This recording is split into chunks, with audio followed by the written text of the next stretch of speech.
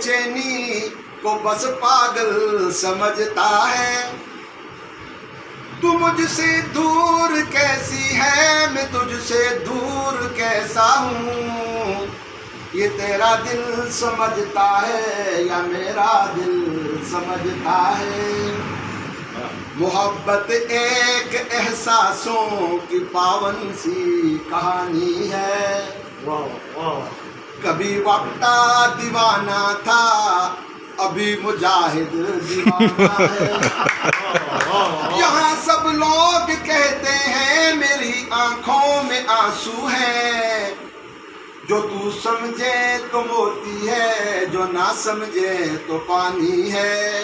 कहता है समुंदर पी कर अंदर में लेकिन रो नहीं सकता, ये आंसू मेहनत का मोती है, मैं इसको खो नहीं सकता।